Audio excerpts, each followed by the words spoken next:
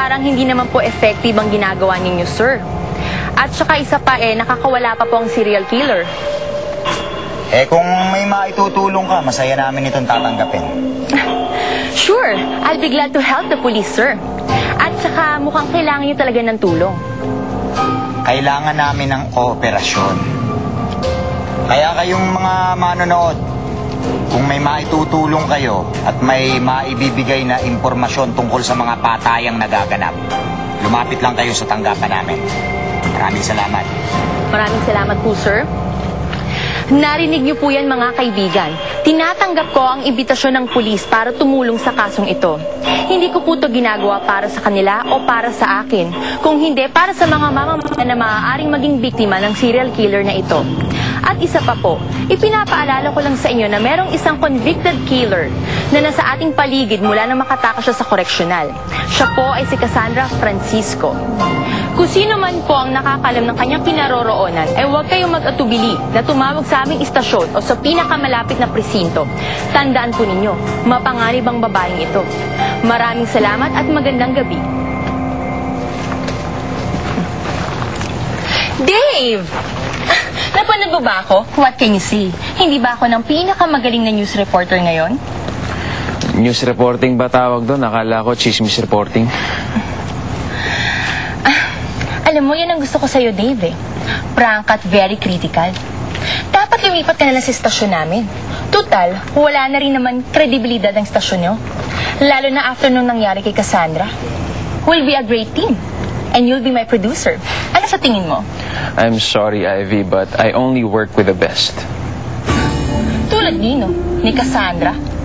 Mamamatay tao, kabit, at ngayon eskapo. Teka nga muna. Kinonta ka na ba niya mula na makatakas siya?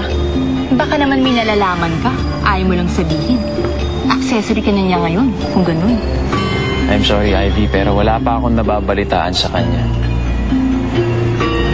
At Ivy, alam mo kaya ka hindi effective na reporter kasi you always jump into conclusions instead of focusing on the facts. At isa pa, kahit ano pang sabihin mo tungkol kay Cassandra, mas magaling pa rin siya kaysa sa'yo. Kuha kayong footage.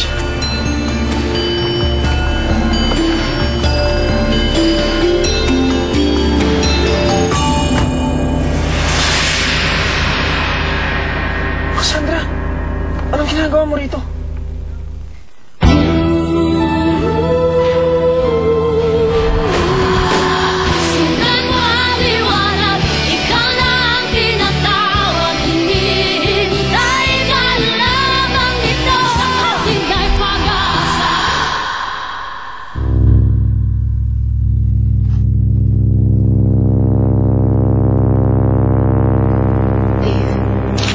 Wala lang talaga akong ibang mapuntahan.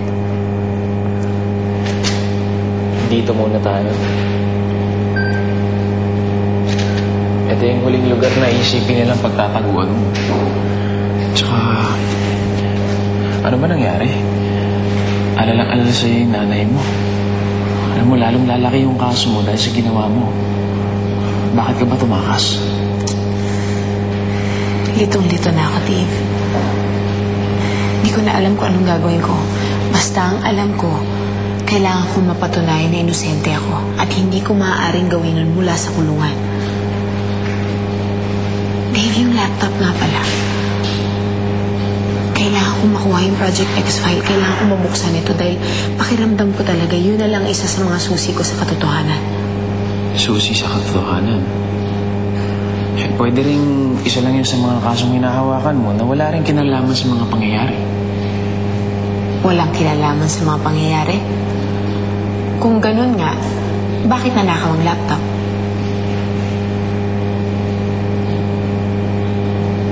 Dave, pasensya ka na kung nadadamay ka pa sa gulo ng buhay ko, ha? Pero kailangan ko talaga ang tulong mo. Tsaka isa ka lang talaga sa mga taong kaya kong pagkatiwalaan. Sige. Mabuti pa umalis tayo dito. Sisiguruhin ko lang na walang tao sa dadaanan natin. ka lang, ha?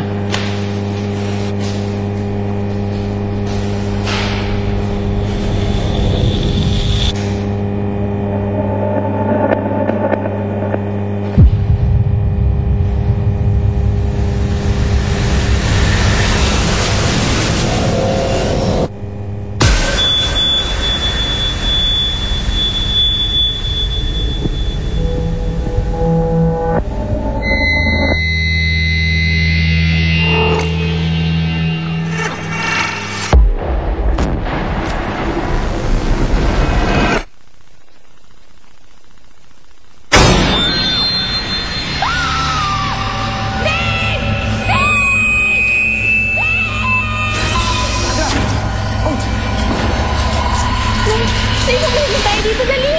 Umalis na tayo, dali! Umalis na tayo!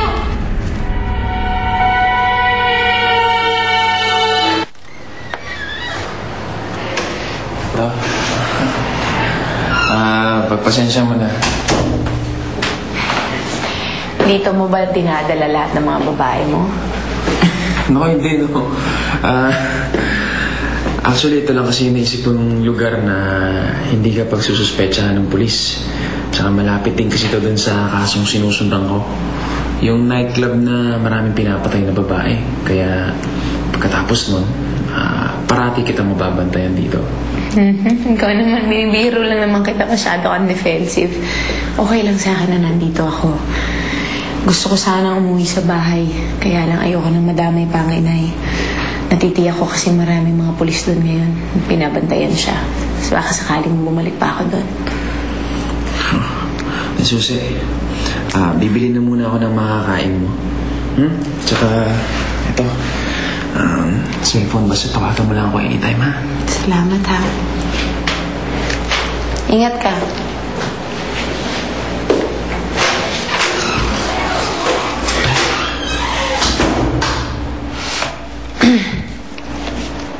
Bagong panganak ka nun, di ba? Opo. Oo. 1 week pa lang po yung baby. Oo, kasi hindi na natagpuan ang baby. Hindi na po.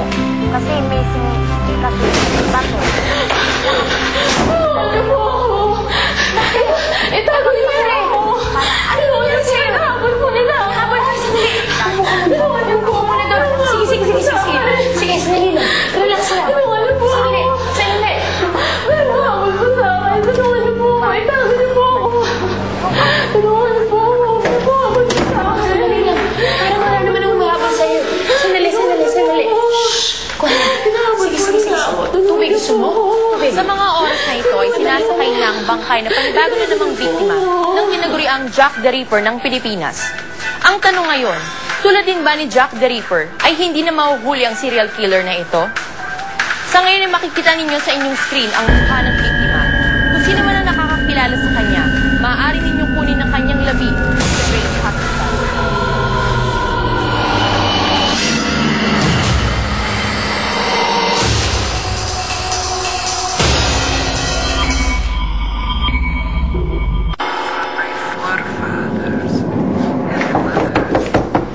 Sino yan?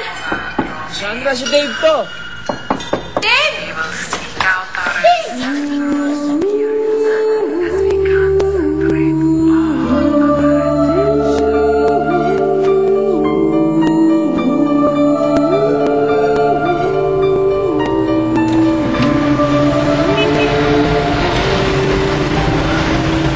At bakit mo naman gustong pumunta rito?